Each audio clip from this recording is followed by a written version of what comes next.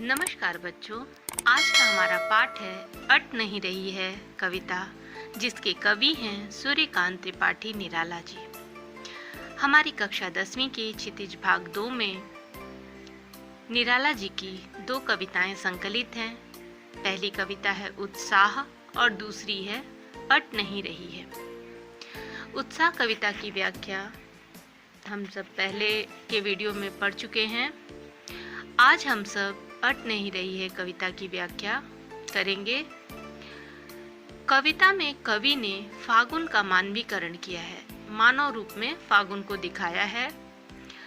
फागुन यानी फरवरी मार्च के महीने में वसंत ऋतु का आगमन होता है। फागुन मास को ही हम लोग वसंत ऋतु भी कहते हैं। इस ऋतु में पुराने पत्ते झड़ जाते हैं और नए पत्ते आ जाते हैं। रंग बिरंगे फूलों की बहार चारों तरफ छा जाती है।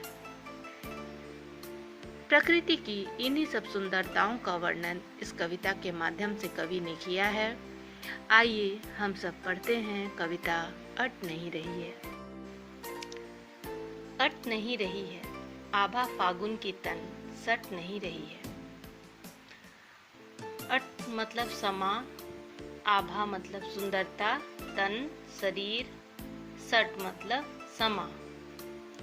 यहाँ कवि निराला जी फागुन मास की सुंदरता का वर्णन करते हुए कहते हैं कि फागुन मास में इतनी सुंदरता फैली हुई है, इतना मनमोहक लग रहा है फागुन मास की उसकी सुंदरता फागुन के शरीर पर यानी इस धरती पर, इस पृथ्वी पर समा नहीं रही है।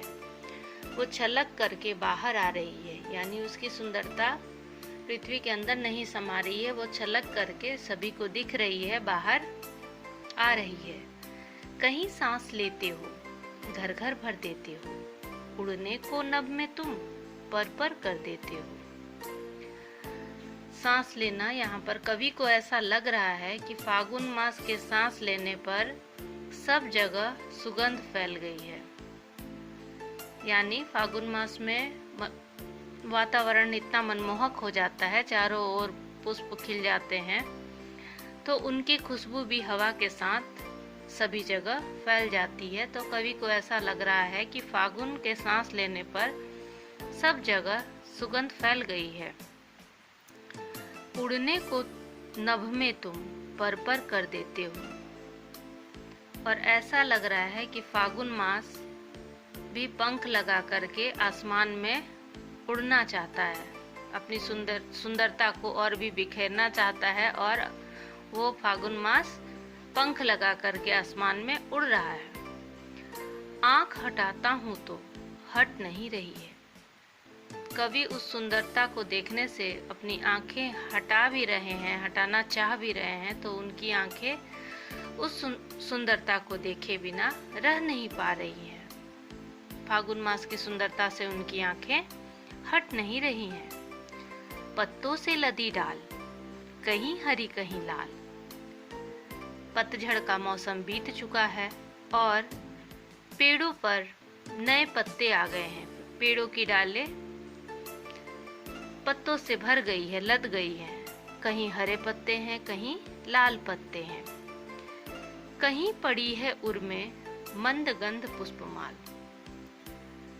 और पेड़ों की डालियां में अनगिनत फूलों से लद गई हैं, जिससे कवि को ऐसा लग रहा है कि जैसे प्रकृति ने अपने गले में रंग बिरंगे और हल्की खुशबू वाले फूलों की माला पहन रखी हो। कवि को ऐसा लग रहा है कि जैसे डालियों में फूल भर गए हैं, तो ऐसा लग रहा है कि पृथ्वी ने अपने हृदय में, अपने गले में मंद गंध मतलब भीनी भीनी खुशबू वाले फूलों की माला डाल रखी हो। पाट पाट शोभा श्री पट नहीं रही है। पाट पाट मतलब जगह जगह, शोभा श्री सौंदर्य से भरपूर, हर जगह सौंदर्य से भरा भरा लग रहा है, कहीं भी सुंदरता से खाली नहीं है। और कवि को यह दृश्य देख करके ऐसा लग रहा है कि उसकी सुंदरता, फागुन मास की सुंदरता समा नहीं रही है इस सृष्टि में, इस पृथ्वी में, पूरे वातावरण में। फागुन मास का सौंदर्य इतना भरा है हर जगह कि वो सुंदरता समा नहीं रही। कवि निराला जी ने इस कविता में फागुन मास का बड़ा ही सजीव वर्णन किया है। इस कविता में उन्होंने ध्वन्यात्मक शब्दों से नाद सौंदर्य पैदा किया है। पंक्तियां छोटी है परंतु भाव भरे पड़े हैं। सार्थक, सटीक, भावपूर्ण, सौंदर्य से परिपूर्ण शब्दों का प्रयोग यहाँ कवि ने किया है। सामासिक पद का भी बड़ा सुंदर प्रयोग किया है। लयात्मक शैली का प्रयोग करते हुए फागुन मास की सुंदरता का बहुत ही अनुपम, मनोहारी वर्णन किया है।